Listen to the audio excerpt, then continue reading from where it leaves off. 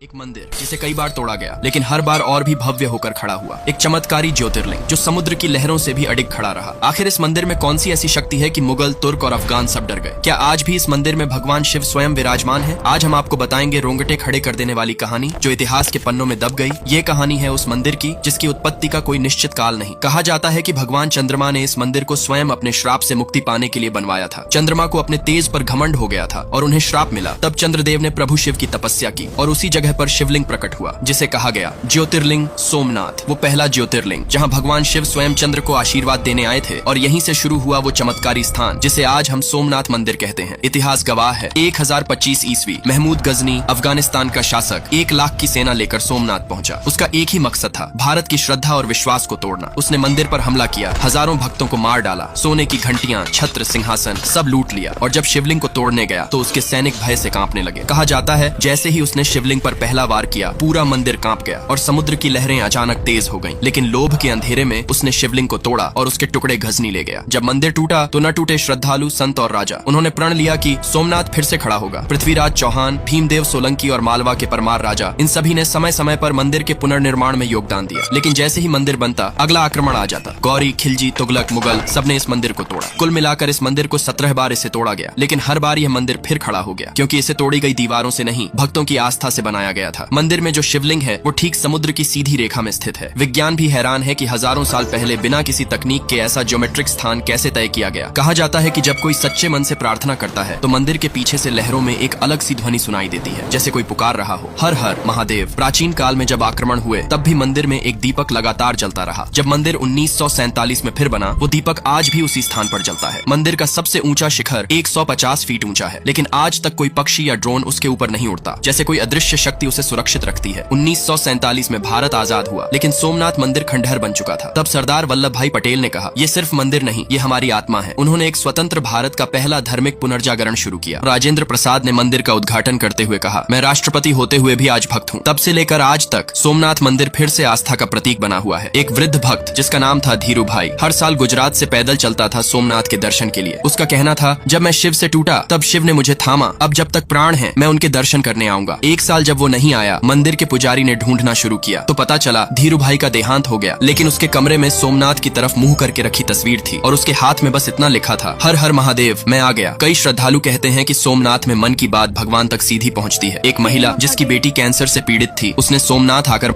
मेरी बेटी को जीवन दे दो।